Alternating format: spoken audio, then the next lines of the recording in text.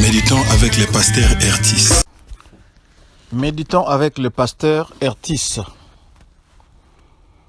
Pour le mercredi 26 février, le lecteur de la Bible 2020, édité par la Ligue pour la lecture de la Bible, a prévu le psaume 100.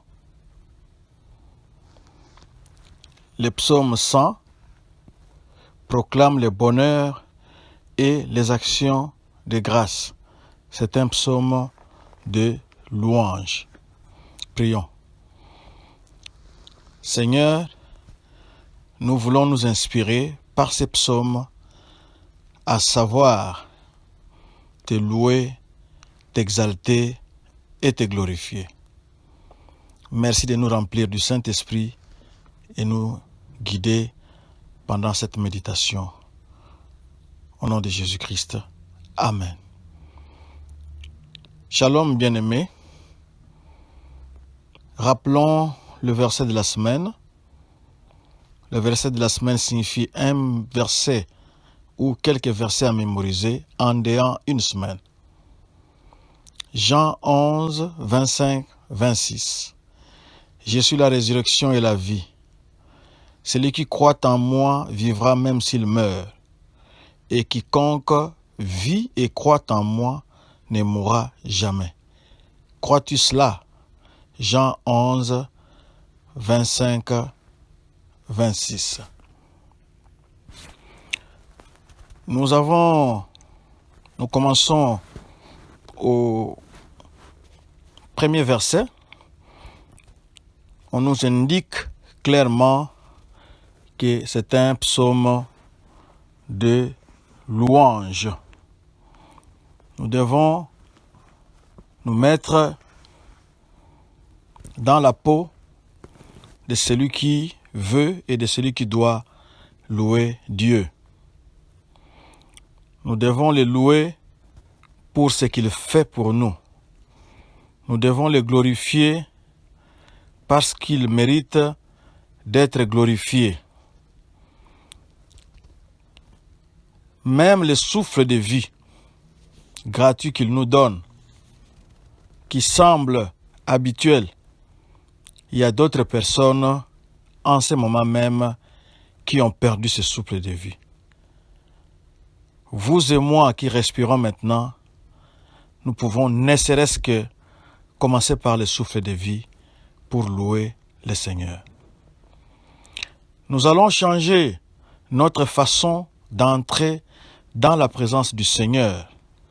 Nous devons y entrer, d'après ces psaumes, en poussant des cris de joie. Le Seigneur veut que nous puissions être constamment joyeux, surtout quand nous allons dans sa présence. Nous devons pousser des cris de joie. C'est une invitation pour tous. On a dit tous les habitants de la terre. Vous qui profitez de son soleil, vous qui profitez de l'eau, vous qui marchez sur sa terre, la terre que lui a créée, vous qui profitez de ses bienfaits, tout le monde, ceux qui les connaissent et même ceux qui ne les connaissent pas, parce qu'on a dit vous tous, ceux qui habitent la terre, si vous habitez la terre, cette invitation vous concerne, vous avez le devoir de pousser vers l'Éternel des cris de joie. Le verset 2, servez l'Éternel avec joie. Nous ne devons pas servir l'Éternel comme à contre-cœur. C'est lui notre Dieu, c'est lui notre roi, c'est lui notre Seigneur. Nous devons le servir avec joie. Parce que il est le Dieu qui nous bénit. Nous devons être dans la joie de le servir, parce qu'en retour, il ne manquera pas certainement de nous bénir. Et quand nous allons en sa présence, le psalmiste nous demande d'y aller avec allégresse, avec grande joie, pas à contre-cœur, pas de façon habituelle, pas de façon routinière, mais nous devons y aller parce que la solution de notre vie, c'est entre ses mains, parce qu'il y a d'abondantes joies devant sa face. Donc, soyons déjà préparés, soyons déjà dans la joie quand nous nous approchons de lui, quand nous entrons dans ses parvis. Nous devons savoir, d'après le verset 3, qu'il n'y a point d'autre Dieu. L'Éternel est Dieu. Yahweh est Elohim. Il n'y en a point d'autre. Même s'il y a des gens qui prétendent être des dieux, même si vous connaissez les noms d'autres divinités, mais sachez que Yahweh est Elohim. Yahweh est Dieu. C'est lui l'unique créateur. Et puisque c'est lui qui nous a créés, nous lui appartenons. C'est comme les gens qui créent,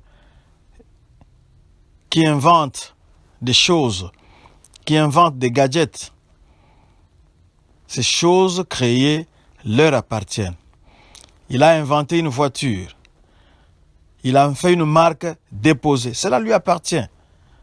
Et nous, notre fabricant, c'est Dieu, nous lui appartenons.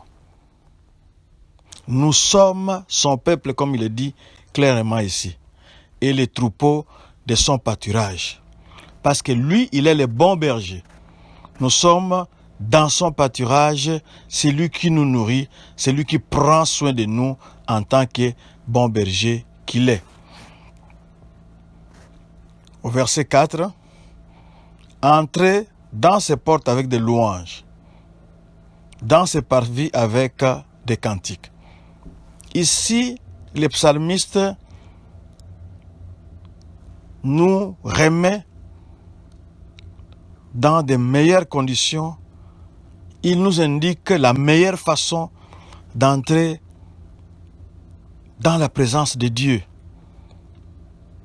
Soit dans nos moments personnels, nous devons y entrer avec des cantiques de louange, soit quand nous allons dans cet endroit de rencontre, dans les temples faits de mains d'hommes, pour aller les glorifier pendant les cultes. Ici, nous propose une meilleure façon, une nouvelle façon d'entrer dans sa présence. Nous devons y entrer comme les Israélites d'autrefois entraient avec des louanges. Les louanges ne vont pas seulement commencer dehors, les louanges doivent déjà commencer même avant les parvis. Dès que vous approchez du parvis ou des parvis, commencez déjà à les louer. Entrez, franchissez le seuil des portes avec des louanges. Célébrez-les, exaltez-les, bénissez son nom, dites du bien de son nom. Ici, vous ne devez pas entrer comme un spectateur. Même les gens qui vont au stade là, vous voyez comment ils sont en train de se remuer, comment ils sont en train de se trémousser, comment ils sont en train de sautiller, comment ils sont en train de crier. Et ici, c'est plus que le stade. Nous devons être actifs quand nous entrons dans sa présence. Pourquoi? C'est parce qu'il est bon. C'est au présent, il est bon. Hier, les gens qui ont vécu hier, ils ont dit il est bon. Nous qui vivons aujourd'hui, nous disons il est bon. Ceux qui viendront demain constateront toujours qu'il est bon. Il n'était pas, il est. Au présent, éternel présent, il est en dehors du temps, il est bon. Et sa bonté dure toujours. Abraham avait vécu sa bonté, David a vécu sa bonté, Moïse a vécu sa bonté, les anciens Israélites ont vécu sa bonté, les chrétiens qui nous ont précédés dans la foi ont vécu sa bonté, et nous aussi, aujourd'hui, demain, les jours qui viennent, nous allons toujours expérimenter sa bonté. Et il est fidèle. Comme nous le dit le verset 5 ici, Dieu est fidèle et cette fidélité-là dure de génération en génération.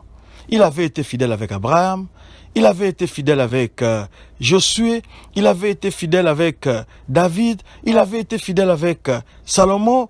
Les générations se succèdent et Dieu reste fidèle. Il est fidèle avec nous aujourd'hui. Quand nous allons passer, il sera fidèle avec la génération qui vient. Dieu reste fidèle.